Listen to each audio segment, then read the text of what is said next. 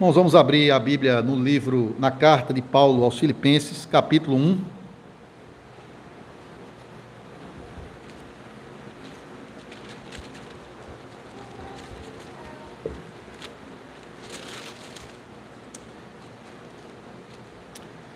Vamos abordar a perfeita obra de Deus em nós.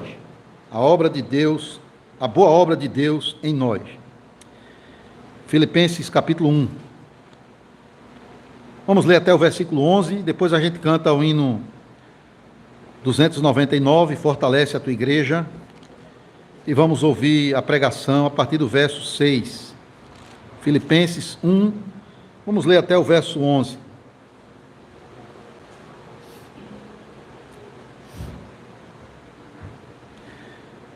Paulo diz assim à igreja: Paulo e Timóteo, servos de Cristo Jesus, a todos os santos em Cristo Jesus, inclusive bispos e diáconos que vivem em Filipos. Graça e paz a vós outros, da parte de Deus nosso Pai e do Senhor Jesus Cristo. Dou graças ao meu Deus por tudo o que recordo de vós, fazendo sempre com alegria súplicas por todos vós em todas as minhas orações, pela vossa cooperação no Evangelho, desde o primeiro dia até agora. Estou plenamente certo de que aquele que começou boa obra em vós há de completá-la até ao dia de Cristo Jesus. Aliás, é justo que eu assim pense de todos vós, porque vos trago no coração, seja nas minhas algemas, seja na defesa e confirmação do Evangelho.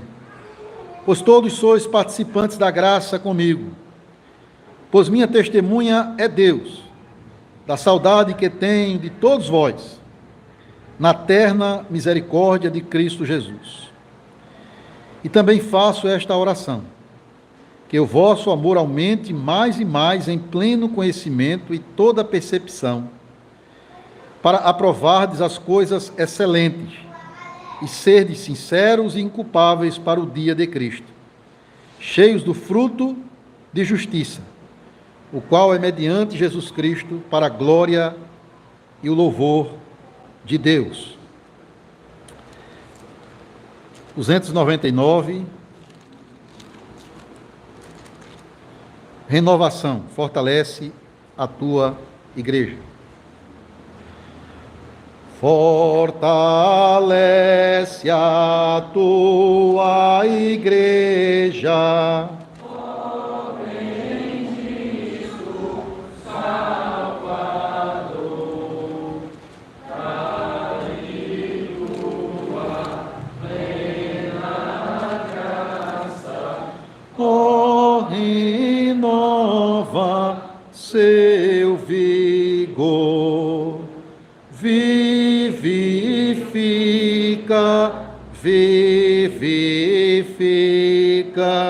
nossas almas, ó Senhor, vivifica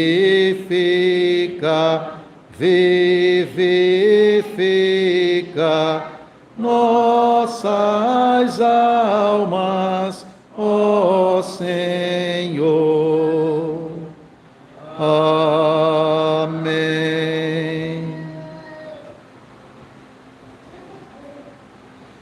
Filipenses capítulo 1, versículo 6. O apóstolo Paulo diz: eu estou plenamente certo de que aquele que começou boa obra em vós há de completá-la até o dia de Cristo Jesus.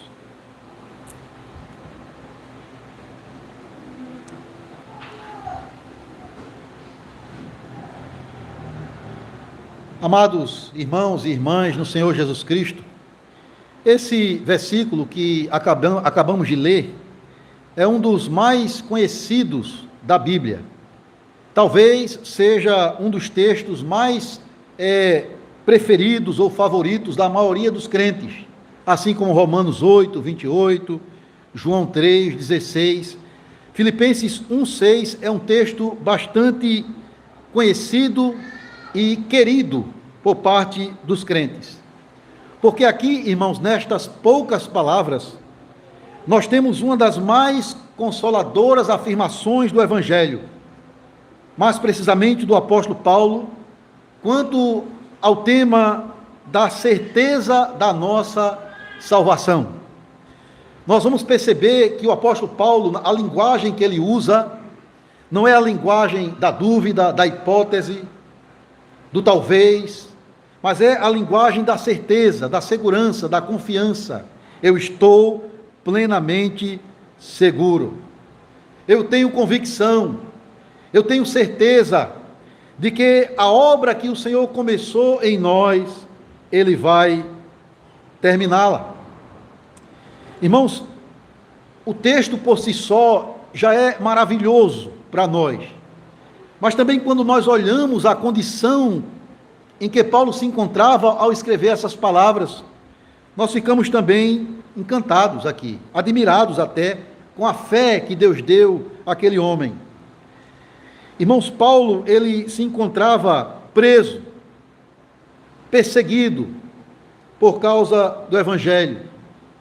Ele estava sendo atacado por pessoas que faziam de tudo para desacreditar o seu ministério, para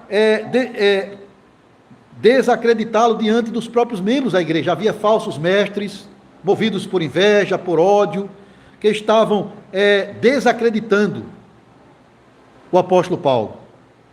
E Paulo, ele tem consciência das dificuldades que cercava a vida dele, como também a vida dos crentes de Filipos. Afinal, aquela foi uma igreja realmente abençoada, próspera, uma igreja que investia na obra missionária, mas também uma igreja perseguida.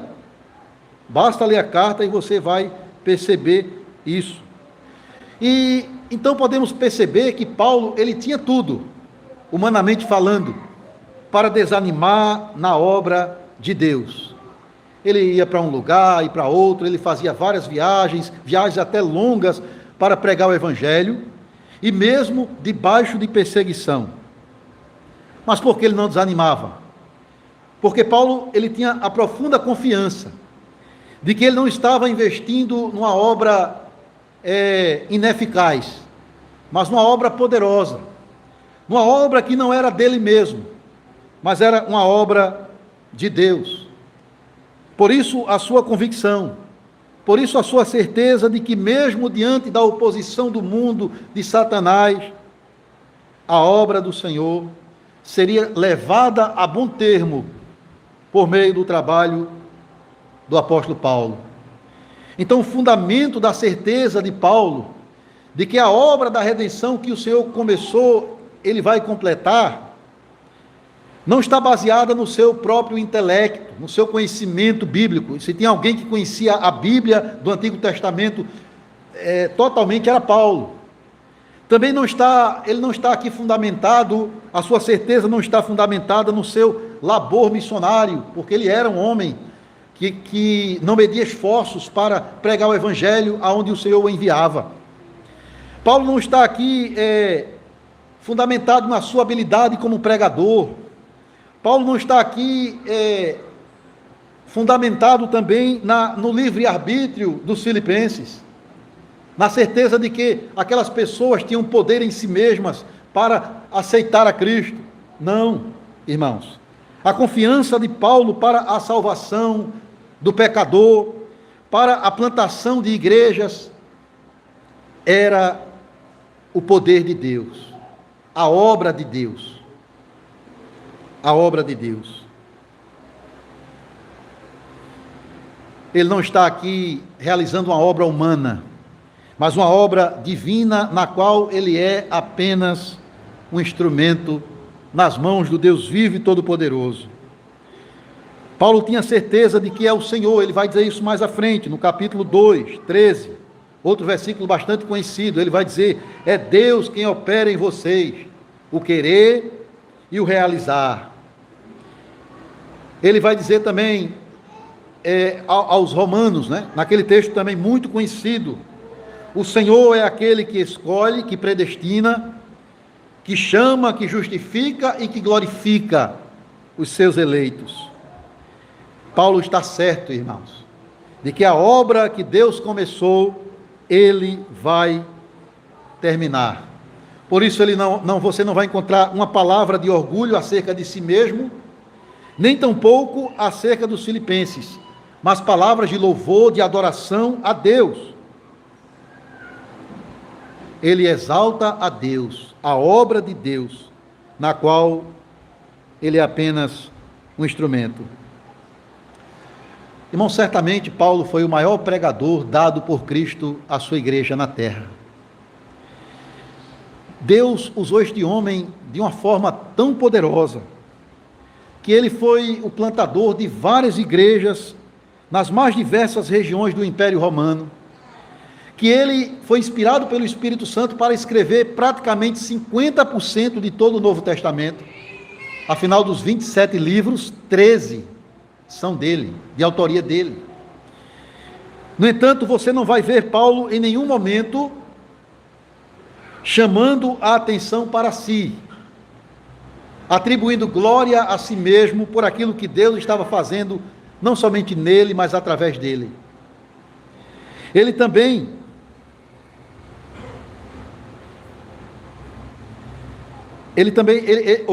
não se refere a si mesmo. Você pode ler depois o relato da obra missionária na cidade de Filipos, você vai encontrar isso em Atos 16. Ali nós temos o relato da grande obra de evangelização na cidade de Filipos.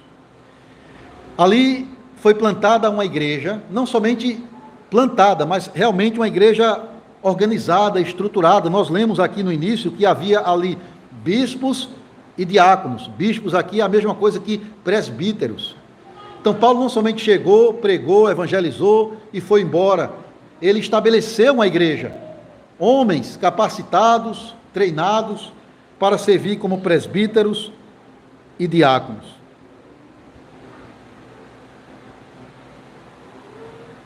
Mas ele não atribui a si e nem a estes homens o resultado da obra em Filipos.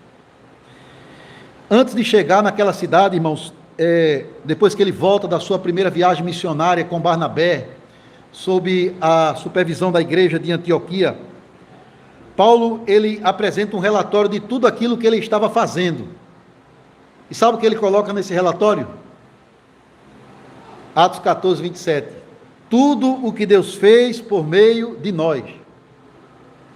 Tudo o que Deus fez. E é isso que ele diz aqui no início da carta: aquele que começou a boa obra em vós. Então ele não faz menção a si mesmo como autor da obra, nem tampouco os filipenses. Ele não atribui o resultado positivo da obra em Filipos aos membros da igreja, também não. Porque, irmãos, a igreja é diferente de uma sociedade humana. Uma sociedade, pessoas, homens podem se juntar e começar uma associação comercial, empresarial, um clube, onde eles se associam e se ajudam para manter aquela instituição. Mas instituições humanas, elas, embora tenha algum crescimento, algum desenvolvimento, no meio do caminho elas podem também falirem. Quantas empresas, quantos clubes não têm falido? Porque é obra de homem, e obra de homem é imperfeita, falha. Mas Paulo aqui está falando da obra de Deus em Filipos. Ele não está dizendo aqui que os filipenses, por sua própria vontade, instituíram aquela igreja. Não. Aquela igreja foi estabelecida ali por causa de uma iniciativa divina, de uma obra de Deus. Nós podemos até investir em obras missionárias com recursos, ou recursos financeiros e até humanos, enviando missionários. Nós podemos plantar igrejas, evangelizar pessoas, trazer parentes para o culto. Mas se o Senhor, irmãos, não intervir com o seu poder, não atuar chamando eficazmente o pecador à fé. O nosso trabalho é sem êxito. Se o Senhor não edificar, se o Senhor não atuar, se o Senhor não exercer o seu poder, a nossa obra não tem prosperidade. Paulo disse em Coríntios 1, 3, 6 e 7, eu plantei, Apolo regou, mas o crescimento veio de Deus. De modo que nem o que planta, nem o que rega é alguma coisa, mas apenas Deus quem dá o crescimento, a Ele seja a glória. Aquele que começou a boa obra em vós. Irmãos, nunca existiria essa igreja aqui, nem tampouco ovelhas redimidas, regeneradas, pecadores chamados à fé nesta igreja, nesta congregação, se o Senhor não executasse a sua obra. Claro, ele usou homens, instrumentos, no meio dos irmãos, né, como o presbítero Marcel, que está desde o princípio da obra. Eu que estou agora pregando o evangelho, alguns homens que também aqui já passaram, mas apenas instrumentos falhos, frágeis, vasos de barro. O poder é de Deus, a obra é do Senhor. Paulo tinha consciência disso, irmãos. Paulo tinha consciência que a obra redentora, a obra da salvação é uma obra exclusiva de Deus. É uma obra, para usar um termo teológico, monergística, um trabalho de um só, e não um trabalho sinergístico de cooperação entre um e outro. É uma obra divina. Paulo tinha essa experiência, primeiro, acerca de si mesmo. Nesta mesma carta, irmãos, Paulo ele vai dar um testemunho daquilo que aconteceu na vida dele. Acho que lá por volta do capítulo 3, você pode ver depois. Ele vai mostrar quem ele era, e o que Deus fez, o que Cristo fez na vida dele. Todos nós sabemos que Paulo se chamava Saulo, era um blasfemo, um inimigo do cristianismo, um perseguidor da igreja de Cristo, assolava os membros da igreja, matando homens, aprisionando crianças e mulheres.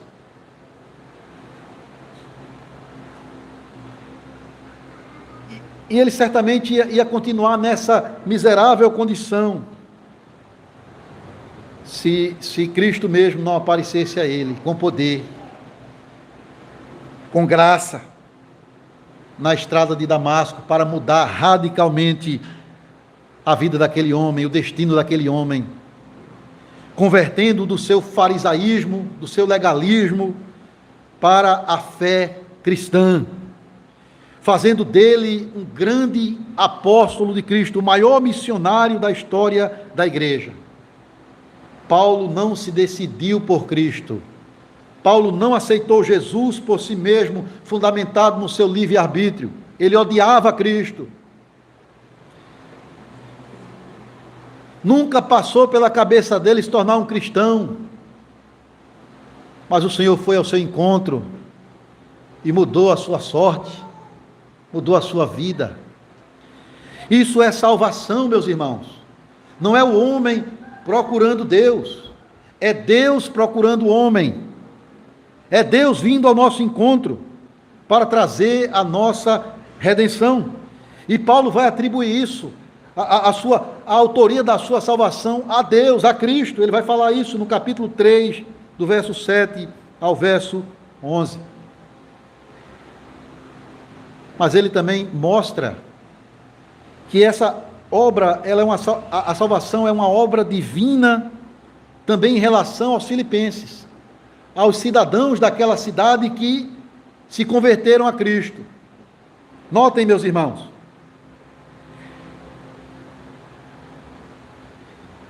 se você lê o capítulo 16 de Atos,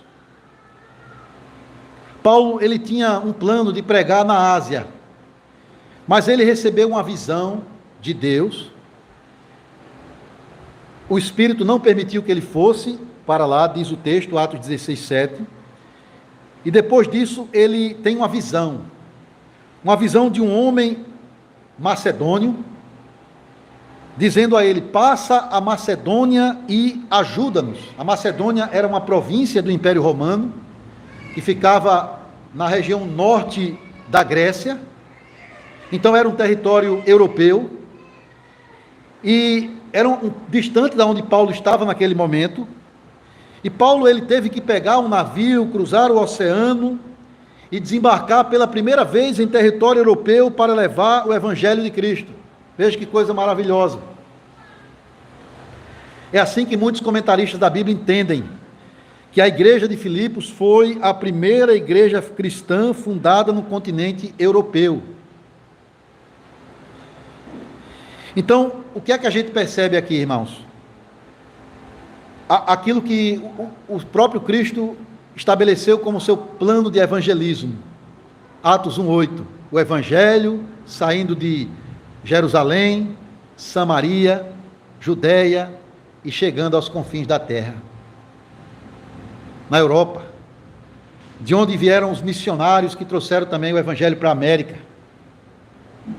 É a obra de Deus se espalhando, se expandindo.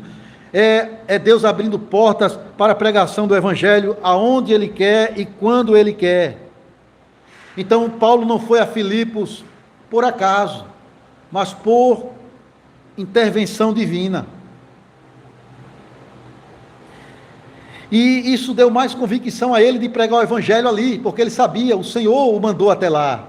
Passa a Macedônia e ajuda-nos. E Filipos era uma das cidades importantes da província da Macedônia.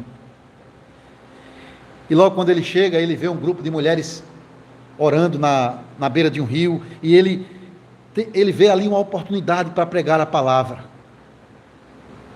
E o que é que a Bíblia diz? Que uma daquelas mulheres, mulher rica, de posses, chamada Lídia, ela creu, ela abraçou a Cristo pela fé. E o texto é bem claro, Lucas vai dizer que o Senhor abriu o coração dela. O Senhor abriu o coração de Lídia. Ela não se decidiu por si, ela foi salva.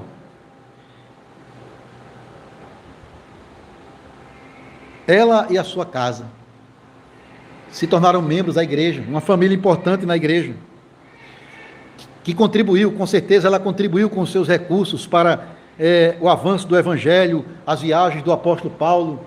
Se teve uma igreja que ajudou financeiramente o apóstolo, que mais ajudou foi Filipos. E nós temos também uma outra conversão ali impressionante, uma jovem que estava nas garras de Satanás, aprisionada por um espírito de adivinhação, dando lucro a homens perversos que estavam se utilizando dessa jovem. E Deus mudou a vida dela, Deus a converteu. E o resultado foi que Paulo e Silas foram presos. E ali na prisão, ao invés de se encherem de desânimo, eles continuaram compartilhando a fé com os soldados que ali estavam. Tem a história do carcereiro que vocês conhecem, também naquela cidade, que estava pronto para se suicidar, e que creu também. Paulo disse: não te faça nenhum mal, nós estamos aqui, e pregou para ele, e depois batizou ele e toda a casa dele.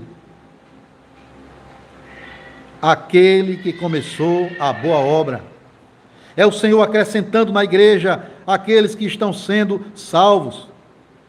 É Deus, é Cristo, irmãos, que é o edificador da igreja. É Ele quem faz a sua obra. Às vezes você vê por aí igrejas com cartazes e letreiros na frente, ministério fulano de tal, enfatizando homens, colocando estes homens como aqueles que realmente fazem a obra. Não, a obra quem realiza é o Senhor. A obra é dele, a glória, portanto, deve ser dada somente a Ele. Paulo pregou ali, Paulo plantou o evangelho, os presbíteros da igreja pastorearam o rebanho, e Deus estabeleceu a sua obra naquela cidade. Mas essa obra, irmãos, que Deus realiza, essa obra que é divina, e por ser divina, ela é uma obra perfeita, completa, não é uma obra pela metade.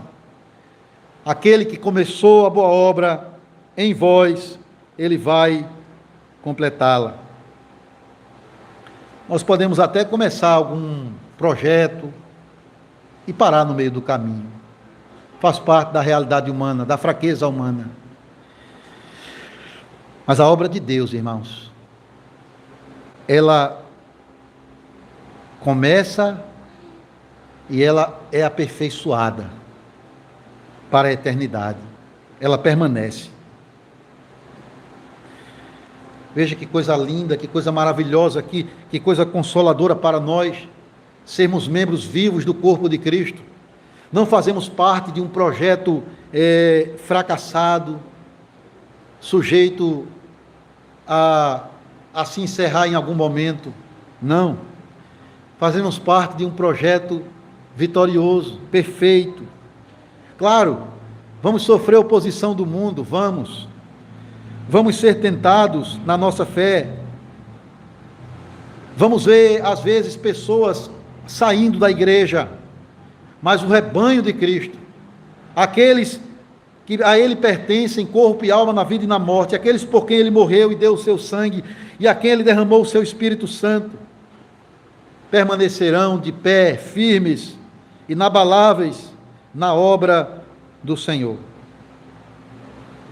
Porque é uma obra de Deus, uma obra perfeita, uma obra que envolve as três pessoas da Trindade trabalhando juntas, em equipe. O Pai planejando, o Filho executando e o Espírito aplicando essa obra. Podemos até dizer aquele aqui é o Deus triuno, que trabalha junto para o início e a concretização da nossa salvação. Mas eu queria destacar aqui, irmãos, ainda nesse texto, nesse versículo maravilhoso, uma pequena palavra que vai indicar a natureza da obra que Paulo tem em mente aqui. É a palavra em. Aquele que começou a boa obra em vós. A ideia aqui é dentro de vocês, no nosso coração. O que Paulo está tendo em mente aqui é a obra da regeneração, que é, na verdade, uma obra exclusiva do Espírito Santo. É Ele quem nos regenera, quem nos faz nascer de novo, quem nos dá um coração de carne no lugar de um coração de pedra para temermos a Deus. É o Espírito Santo quem nos faz reconhecer os nossos pecados, chorar por eles. É o Espírito Santo quem nos leva a confiar em Cristo como nosso único e suficiente Salvador. É o Espírito Santo que, ao nos regenerar, nos dá uma disposição nova de agora viver para Deus, para a glória de Deus, fazendo a vontade de Deus.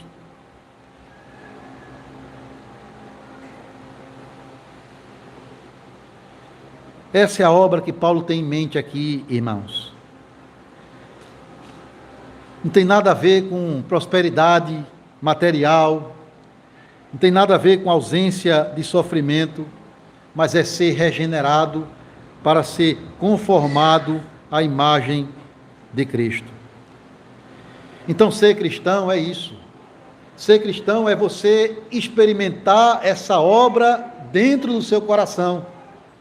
Não é simplesmente frequentar uma igreja, ser batizado, ter o seu nome no rol de membros da igreja, mas é experimentar essa obra poderosa de Deus no seu coração.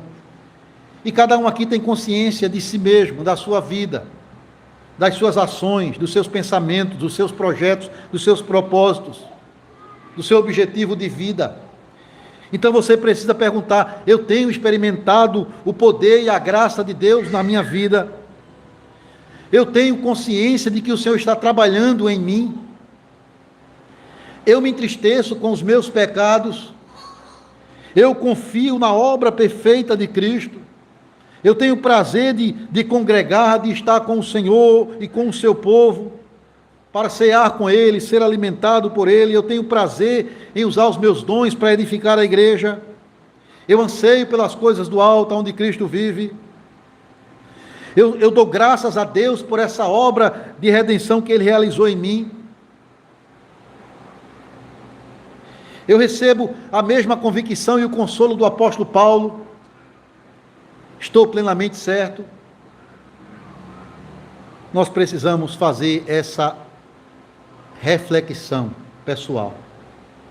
Tenho experimentado essa obra no meu coração?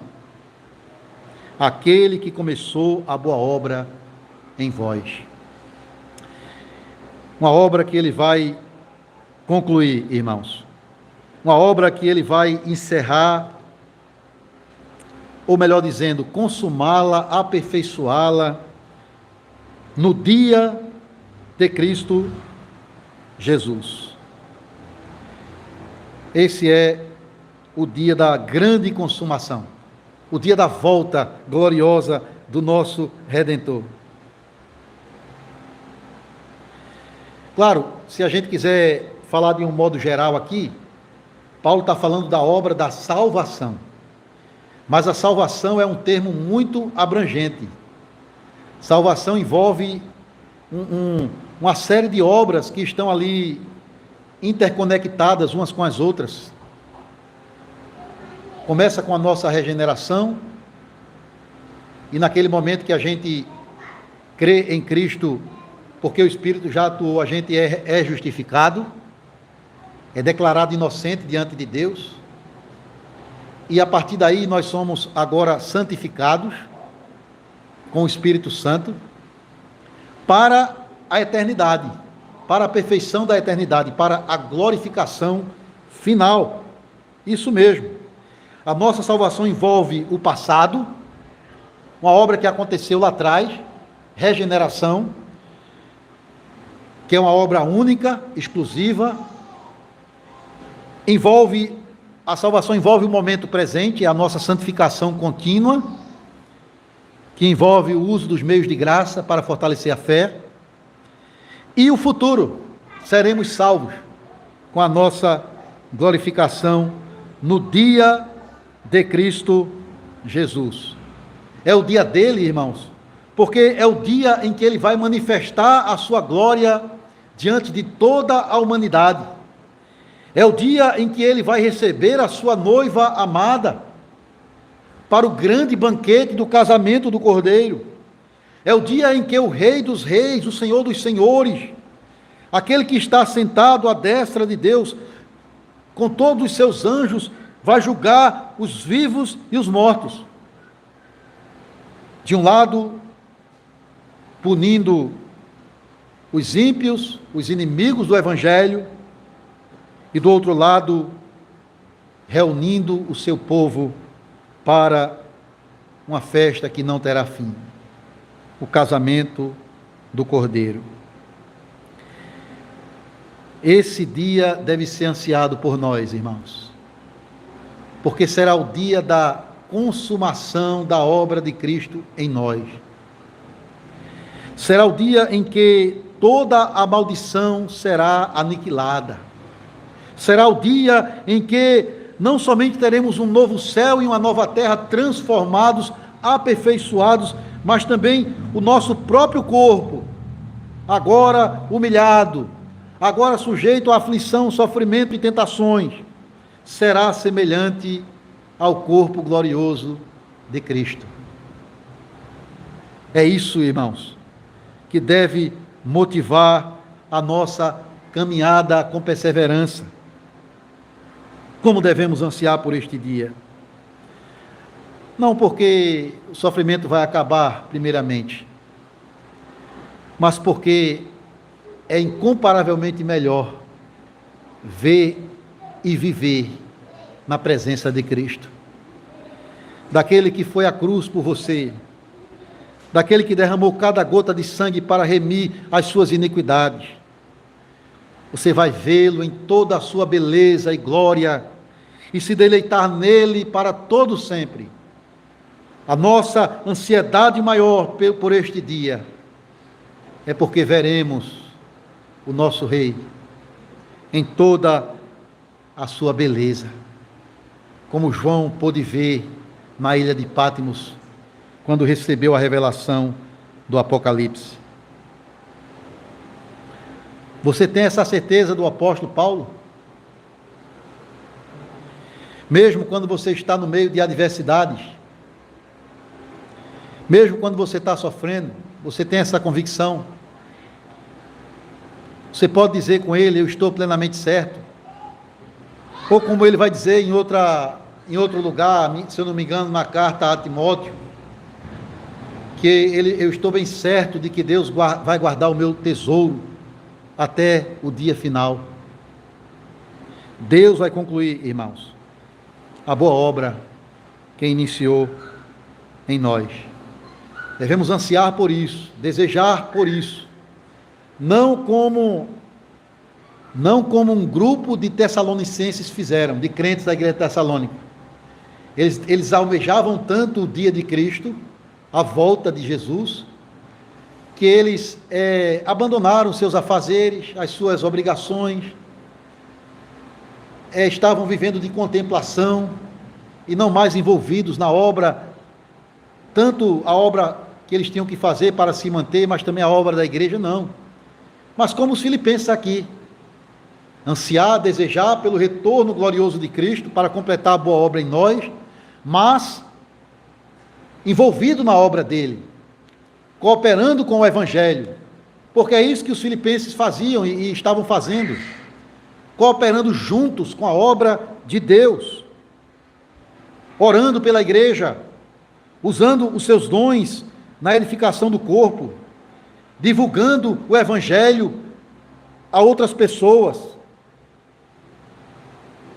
defendendo as doutrinas da graça para a glória de Deus. O Senhor, Ele trabalhou em nós e agora Ele quer trabalhar através de nós. Primeiro nós precisamos que Ele trabalhe em nós, para que possamos então ser porta-vozes do seu Evangelho, envolver-se na expansão do seu reino, na edificação da sua igreja. Esse dia vai chegar, irmãos, esse dia do aperfeiçoamento para a eternidade vai chegar. Mas para que ele chegue, uma coisa tem que ser feita: a proclamação do Evangelho, a pregação da palavra, porque é por ela que vem a fé, é pelo ouvir que vem a fé em Cristo. E Deus está chamando as suas ovelhas por meio dessa obra. Jesus fala isso lá em um dos seus sermões escatológicos. O Evangelho tem que ser pregado no mundo inteiro, para que os eleitos de Deus sejam conduzidos à fé, para que essa boa obra que foi feita em nós também seja realizada neles. E Paulo diz que essa obra é boa, primeiro porque vem de Deus, que é a fonte de todo bem. É boa porque ela vai nos conduzir a Cristo, a uma vida gloriosa, sem problemas, sem pecado, na presença bendita do nosso Rei.